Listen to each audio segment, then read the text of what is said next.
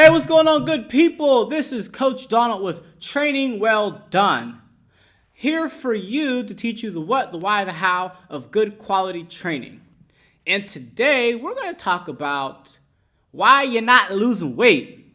All right? And a few reasons that I consistently find for this. Now, we all had to deal with the COVID shutdowns earlier this year.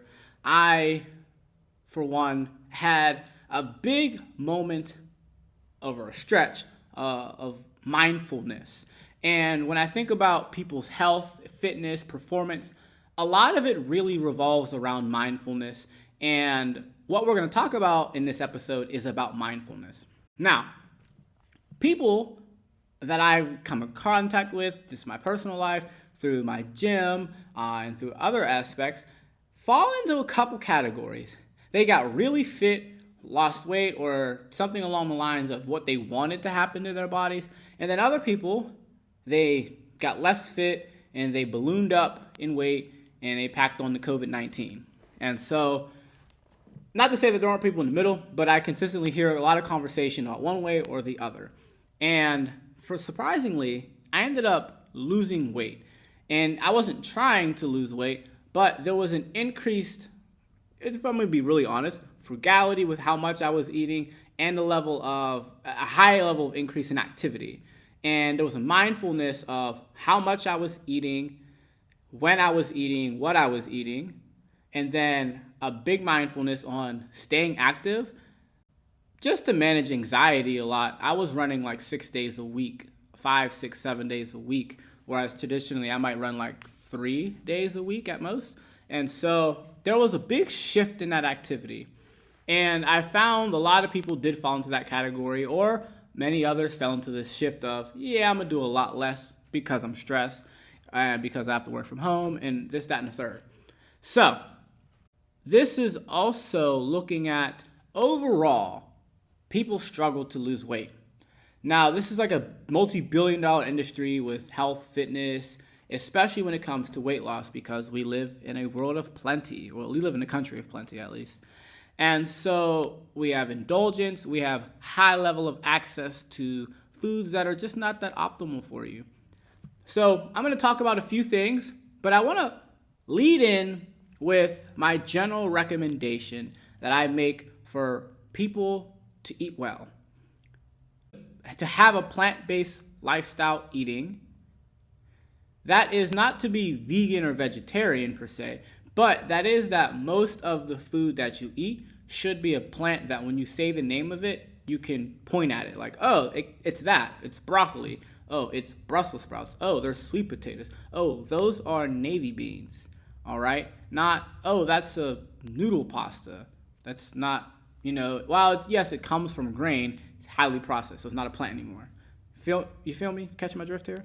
So, eat a plant-based lifestyle, to drink plenty of water, to have a nutrient-dense plate, which if you eat a plant-based lifestyle, you get that, and have a lot of fiber in the diet.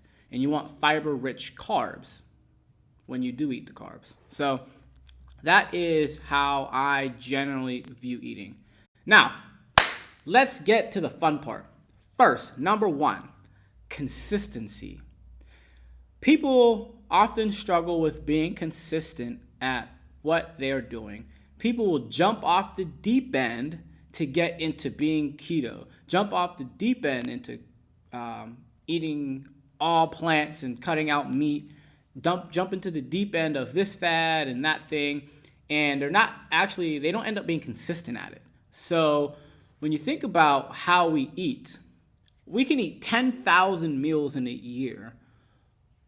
You want to be consistent at eating healthy, low-calorie meals. You don't want to go binge off, for 1 week of eating pastries and snacks. It's like, all right, I'm going to not touch any sweets. I'm going to only eat plants for like 30 days. And then after that 30 days, you get tired of it because it was so drastic from your normal eating that you actually don't end up sticking with it. And then you go back to what you were doing before for like 3 or 4 months, and then you're like, I need to get on a new diet. So then you diet for 21 days and you do a 21-day challenge, and boom, after that, you lost a few pounds and you're like, yeah, but you actually hated the food that you were forced to eat for those 21 days. So you lost 21 pounds and you just hate your body because, like, wow, you look thinner, you actually hate the food that you eat. So what do?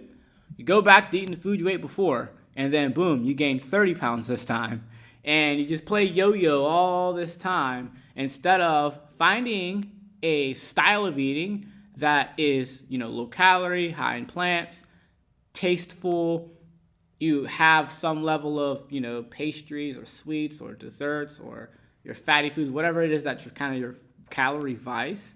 And you have it just as a consistent way of eating, like you eat them on the weekends and you have a little flow. Because then when we need to make adjustments to your eating style, it's actually a lot easier to make adjustments that are small to a really good base than it is to shift into eating, something that's unrealistic for you that you can't stick with. So, consistency. The other part of this is consistency exercising. Do a 21-day challenge exercising, and then you stop exercising. Instead of finding, maybe your schedule really only allows for you to do a 30-minute workout 3 times a week. And that is something you can consistently do. Instead of trying to force yourself into, all right, I'm going to go 42 days straight in the gym, and you carve out this time to you're kind of neglecting your kids. Maybe you're not doing your studies as much as you wish, or you're not getting enough sleep because you're like, all right, 5 a.m., 5 a.m., 5 a.m., 5 a.m., 5 a.m., all right, weekend, and you keep going, and then you do it for 6 weeks. You look great, you feel good, but then you crash and stop because that was unsustainable. Versus, yes, maybe your schedule only did allow you to easily work out for 30 minutes 3 times a week. So you do that, you go for a couple walks on the other days, and your weight loss is a little slower, your fitness comes a little slower, but that's something that you could actually do for months and years on end versus something that you could do for 6 weeks, and then you're like, you stopped because your schedule didn't work out, the challenge was over, and then you put all the weight back on and you lost all the fitness you got. So, consistency. Find a eating style that you can easily do that is obviously healthy that you can do for months on end. I like to think about how can I eat for the next several years? And then the same thing working out wise. Number 2, tracking your food. Knowing what you're eating and having a paper trail of it is a very big benefit to being able to increase your mindfulness of what you're eating and make you aware of what you eat most days, so that when someone like me is like, so what do you usually eat? You're like trying to ballpark it and you're probably being inaccurate. And when we have to ballpark these things, especially when it comes with food shame, and we shame ourselves for eating too much ice cream, shame yourself for going to eat too much pasta, you might lowball that number to make yourself feel better. Versus if you actually know what's written down, you know how many calories you're taking in. There are wonderful apps like MyFitnessPal where you can track these things. And now you can know, all right, on Mondays I tend to have some coffee and I have a couple apples. Then at lunch, that's where it gets me. I go to the little sandwich shop and I go get a little cheesesteak and some fries on Mondays and Fridays. And then during the middle of the week, I eat pretty well. And then on Saturdays, I just lose it. And Saturday, you might eat a bunch of wings and maybe you're eating, some ice cream and you're snacking and like, oh, I had a couple apples. But because you didn't write it down, you really tried to say, like, I have a couple wings, I have a good salad, I have a nice healthy breakfast, and then I don't eat the rest of the night. When you write it down, you're like, oh, that's what I do. And when you're tracking your food, thinking about making adjustments and changes, it's easy to know where to make those adjustments and changes versus arbitrarily just trying to do something different. You actually know what should be done different, which is going to set you up for success. Number 3, meal prepping. Now, meal prepping ties into tracking food because if you're prepping your food and you're doing your meal prep, it's actually very easy to track it because you had to track it to make the meal prep in the first place. The other part of this is reducing the impulse to just eat anything.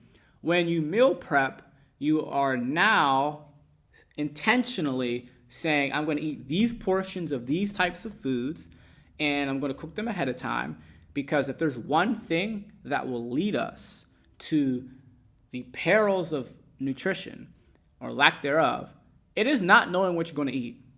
And me, healthy guy, gym owner, all this, if I don't know what I'm going to eat, the odds of me making a choice that's less than optimal skyrockets, hundreds of percents. When I meal prep and plan my food, I eat as good as the best of them. If I don't, you will find me at your local bakery. You will find me at restaurants, even if I don't eat anything bad. Well, I don't want to say bad, but eat anything unoptimal, because I do like my pastries. And I will end up there if I don't know what I'm going to eat. I will end up spending so much money on food. I'll go to my Mediterranean places. That's where I like to get my healthy food. Shout out to Aladdin's in Squirrel Hill. I just like going there, and I love the falafel wrap. And that's one of my go-tos, like Mediterranean food, because it still is generally healthy. But now I'm about to spend $10, $15 on some food, when if I had just meal prepped in the first place, I would have spent way less money. And decision fatigue. It's hard to make good decisions later in the day. And making decisions all the time literally is fatiguing. Think about how tiring it is for you to drive and go on road trips. You're not physically doing anything but looking at the road, putting your hands on the steering wheel, pressing the wheel, and it's so tiring. Last year, I flew a plane for the first time. It was a wonderful experience, but I was exhausted after 30 minutes of flying because there's so many decisions and things you have to pay attention to.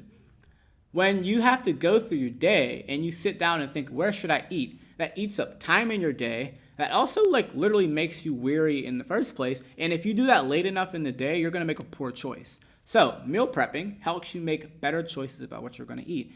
It plans out what you're going to eat so you can have good portions and good actual nutrients in the meals. And it reduces how much time you have to think about what you're going to eat, which is very disruptive to the day. Number 4, you don't have enough plants in your food. I like to draw this big circle for people when they come in for consultations. Big circle. I draw a line through it. That's your plate, and the top half of that should be vegetables. Now, why is that? Having mostly vegetables, they're clunky and they're awkward and they take up a lot of space. So that actually decreases how much other food you can put on the plate. Vegetables are also inherently low in calories. Vegetables have high fiber contents, which can increase your fullness. Vegetables also are densely packed with nutrients. And there are some really good research papers out there that show that your brain will actually signal hunger less when you are eating nutrient-dense foods. Because think about it like this. This is something I love telling people because I did this as a kid. You can eat a bowl of rice every hour of the day and not get full. You can wake up at 8 and eat rice at 8, 9, 10, 11, 12, 1, 2, 3, 4, 5, 6, 7, 8. Every hour of the day, eat a bowl of rice and not get full. Why? Because you didn't actually eat anything. You just ate some calories. Versus when you eat vegetables, you eat and your brain is satisfied because it got the nutrients that the body needed. So it's like, all right, you got enough veggies, you got enough of the nutrients, your B vitamins, vitamin A, your minerals, whatever else that your body needs, you got that. When you eat a bowl of rice every day, you actually haven't put any nutrients in. So you're still hungry because your brain is basically telling you, I like that you brought me some calories, but you didn't actually give me any nutrients. So go try again. You go eat some more rice. All right, thanks for the glucose, but go try again. And so your hunger is basically, or your desire to eat is like, all right, go try again. Go give me some nutrients. Go try again. Go give me some nutrients. Go try again. And so when you eat poorly nutritious foods, you're just forced to keep eating and drinking over and over again. Versus when you get something that's really well packed, the desire to eat can go down hormonally because your brain got what you needed. Number 5, you're not doing enough strength training or you're not doing enough cardio. You need both of these things. Cardio is a good way to build the actual endurance for you to just kind of get through your day, get through your life. your heart can get stronger, you can get better blood flow through your muscles and through your body, and having increased blood flow can increase how well the nutrients get through your body, how well you can get the waste out of your body, and increase your vigor and vitality just as a human being. Strength training is also great for actually building the look that you want. If you do a bunch of cardio and you lose weight, you just start to get thin. If you strength train while you do all this, you're able to actually build some muscle so that you can have a more defined and curved look about yourself, which when you think about what's often pleasing to the eye, it is having the right muscular curves in the right places, and strength training is what can deliver that. And so as you lose the weight, you're actually able to take on a better shape, a more optimal shape. And also, it's just another means of being able to optimize your body's health. Bones get stronger. You're able to be more functional throughout the day. And I want to go on a quick rant here. Functional fitness is not doing a bunch of random ass exercises that look like, putting your suitcase up on the plane, or simply being able to bend in this way or do this little weird movement. It's often about just being stronger and being more durable. When you are stronger, if you think about deadlifting is the act of picking dead weight up off the ground. You do that a lot. If you can deadlift well, you can pick things up off the ground well. If your legs are strong, that means you can carry things better. If your shoulders are strong, you can lift things better. Functional fitness does not have to be full of a bunch of awkward looking exercises that don't actually make you stronger. They just look like weird lungy things or weird rotaty things. Now, I'm a big advocate of doing rotational training because it does help with spinal health. For regular people, helps with the spine health, hip health, and improving your overall kind of balance and coordination. But there are simple things that can be done that can actually be looked at as like, oh, that's an improvement in strength. And just getting strong will help make your life easier and more functional. Anyways, so getting enough strength training in to improve your fitness and your ability to get through life, and is also another mixture of burning calories and building muscle in the right places. So as you lose the fat, you look like something. Now, coming down the stretch here. Number 6. You are too focused on the dieting and fad hopping versus having a lifestyle that is healthy and optimal. So this kind of goes back to the consistency point. You need to be able to eat and train in a way that is fitting for your life for the next 10 years. Now, that may mean that you adjust your life around your fitness because that matters, that you want to live a good, strong, healthy life, right? That matters a little bit more than working those extra 12 hours or that extra hour of Netflixing that's not bringing you anything. Like a couple hours of work might bring you something, but if it's not like your passion job, what are you getting out of it except for an extra 40, 50 bucks, a day? Versus being able to take that hour and improve your longevity, your vitality, and your stress management. And so, or if this could get worse, if you just spend that extra hour binging Netflix, watching YouTube, scrolling the gram, and it's like you could have spent that time improving your life. So when it comes to those kind of things, you can adjust your lifestyle around your fitness because your health should be a very high priority in your life. And this matters a lot.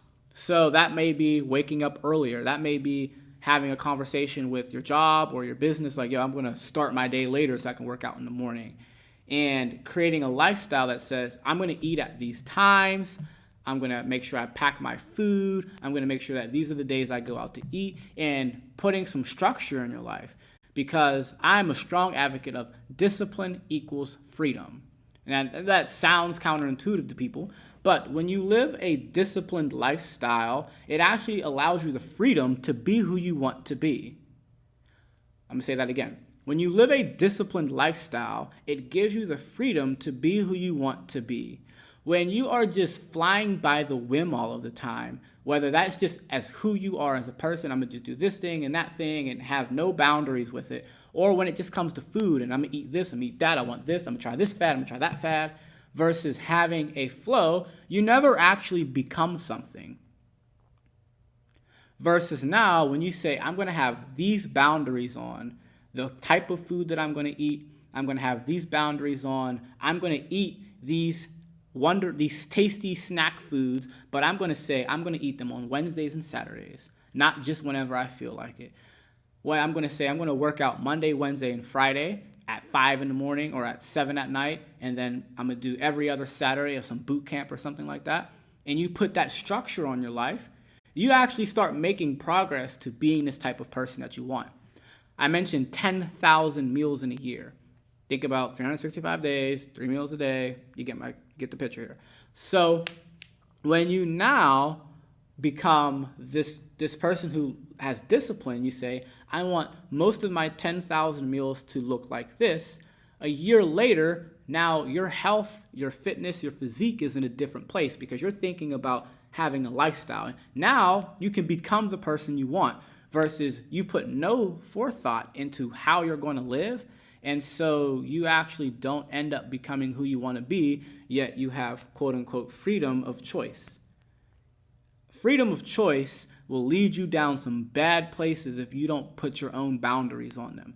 True freedom is the freedom to give yourself your own boundaries. So that is my 6 reasons why you are not losing weight. And number 6, if you have a less than optimal life, oftentimes, barring external factors affecting you all the time, number 6 is often a big factor that separates being able to have a life that develops into what you want versus you just kind of flying by the seat of your pants and taking whatever comes. So that's my story for today. Leave a comment. Tell me what you think about those 6. Which of those do you struggle with the most? Which of those do you do very well with? Shout out to my jersey right now. So I'm wearing my jersey for the AUDL. I play professional ultimate frisbee. This year would have been like my real year of playing. Played a couple games last year. Had the jersey on. Wanted to shout out to the Pittsburgh Thunderbirds. Hope all my teammates are still training and having a lifestyle that moves them towards being the type of player that they want to be and the type of person you want to be. Hey, so make sure you like, subscribe, share this podcast with a friend. Training well done. I am about to go to Baltimore today. I have another podcast I'm working on you should totally check out. It's called The Black Codes. I'm doing it with a friend, and this podcast discusses different aspects of history, especially through Black history and different aspects of things that people don't know about in American history and even other parts of world history as we move along through this story that have very big, prominent roles in today's society that are not discussed as much as they should. So it's a lot of fun. It's a little longer. It's conversational, very laid back, and you'll enjoy it. You'll learn some things. So check it out. I'm about to go down there to go shoot that podcast with my co-host. Make sure you share this. Again, check out the other episodes. Stay tuned for every Monday, a new drop of Training Well Done.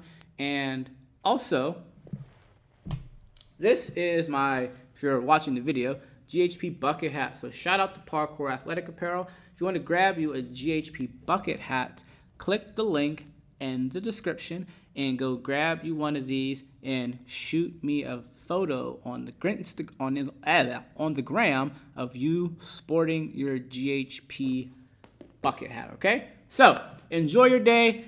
This is Labor Day weekend, so hopefully you enjoyed your Labor Day. By the time you hear this, it'll be after that. And stay safe, love people, do right by somebody, and make somebody smile. Peace.